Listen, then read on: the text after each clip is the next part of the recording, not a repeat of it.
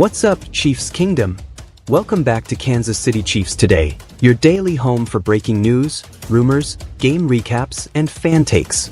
Today's headline is simple: Kansas City's offense finally looked like the version we've been waiting for, and it is flat out terrifying for the rest of the league. You could feel it from the first couple of drives. The rhythm was there. The timing was crisp. And when this team plays on time, in structure, and then breaks the structure when it wants to, that's when defensive coordinators start sweating. If you're new here, hit subscribe. We're on the road to 5,000 and every single one of you makes this community stronger. Alright, let's talk about why this performance wasn't a fluke and what it means for the next few months. All season we've talked about flashes. A quarter here, a series there, a couple of designed shots that barely missed. It's been like watching a Ferrari stuck in second gear. You knew the horsepower was there. It just needed the right stretch of open road. There have been reasons for the fits and starts. New pieces learning the system. Chemistry being built on the fly. Defenses daring the Chiefs to be patient with two high shells while mixing late rotating safeties. Kansas City has been content to take what's there, but you could tell they were waiting to impose their will again. What changed today wasn't just production, it was identity. The pre-snap motion had a purpose. The spacing rules were clear. The screen game complemented the run game, and the run game complemented the intermediate play action. That's old school Andy with a modern twist. And let's be real, when Patrick is playing point guard early, then turning into a closer late, it taps into the full playbook. Suddenly those option routes hit on rhythm. Those layered crossers find daylight. The whole thing becomes a stress test for linebackers and safeties. The first big takeaway is tempo, not just hurry up, but sequencing. Kansas City stacked plays that spoke the same language. You saw a quick out to set up the sluggo. You saw wide zone to create the same backfield look for a glance RPO. Little things that make a defense play slow. The second takeaway is distribution. The ball went where the coverage dictated, and that's when this offense is lethal. If you single up the perimeter, Kansas City can threaten you with speed. If you shade help over the top, the middle opens for the tight end and the backs on angle routes. Third down offense felt different. Instead of calling the hero ball every time, they leaned into option spacing and rub concepts that create clean pictures for the quarterback. Convert a couple early, and it becomes a snowball. Your script gets deeper, your defense rests, and you start owning field position. Red zone execution was decisive. Rather than asking for miracle plays, they used constraint plays, the ones that punish defenders for overplaying staples. Jet motion to force the edge to widen, then a quick hitting run into the crease. A flat 7 concept with a late leak. That's how you turn trips into 6 instead of 3. Protection deserves a shout. The pocket wasn't perfect, but the timing made it look better. When the ball is coming out in 2.5 seconds, edges lose their teeth. And when Patrick resets his launch point, half roll, drift, or slide, he buys the extra beat needed to uncork the dagger. And hey, balance matters. This wasn't run pass or pass draw. It was multiplicative. The physical tone from the backs changed how the safeties fit, which changed how the corners played with help, which changed the angles on the perimeter. That's complementary offense. Let's talk about how they did it. First, the motion menu exploded. You saw jet, orbit, and return motion, all used to diagnose coverage and manufacture leverage. It wasn't window dressing, it moved defenders pre-snap so the offense could attack vacated grass. Second, personnel groupings. Kansas City toggled between 11 and 12 in a way that forced defensive substitutions and communication. In 11, they stretched horizontally with stacks and bunches. In 12, they hammered play action with under-center looks and gave the quarterback defined high-low reads. Third, the return of the middle-of-the-field attack.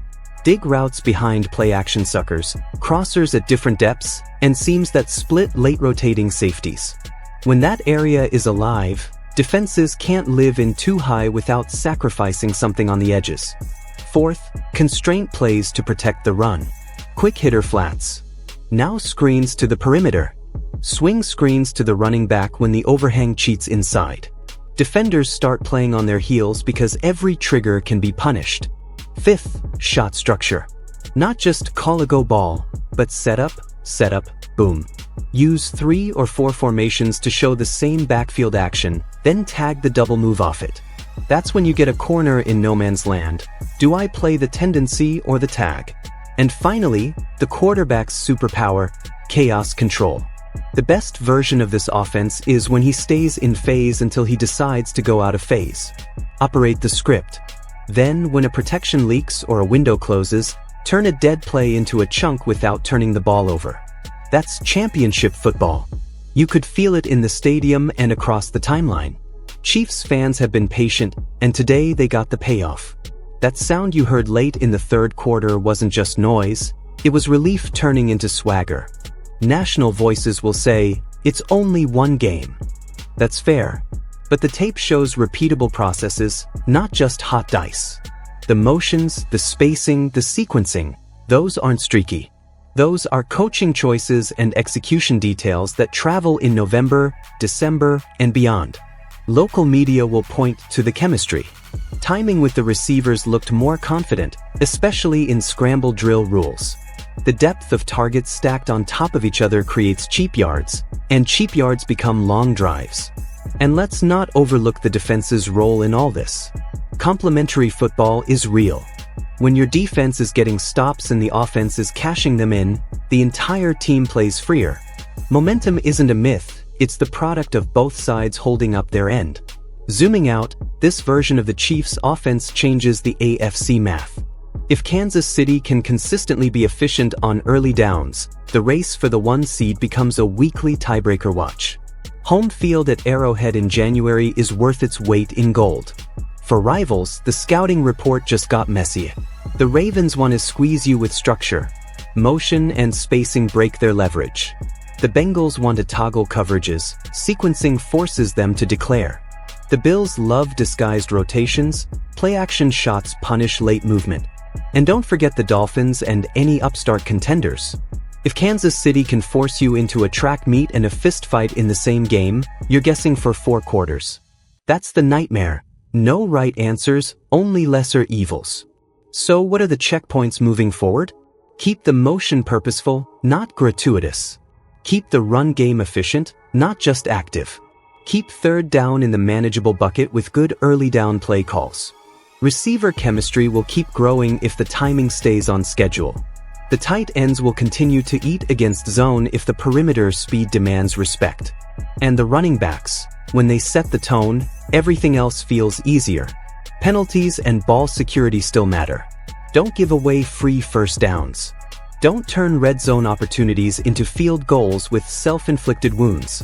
Stay sharp, stay multiple, and keep stacking performances. Was this the moment the Ferrari finally hit the freeway? It sure looked like it. If Kansas City keeps this blueprint, the rest of the conference is going to have to chase them, again.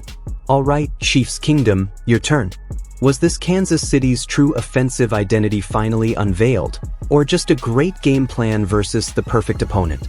What did you love, and what still worries you?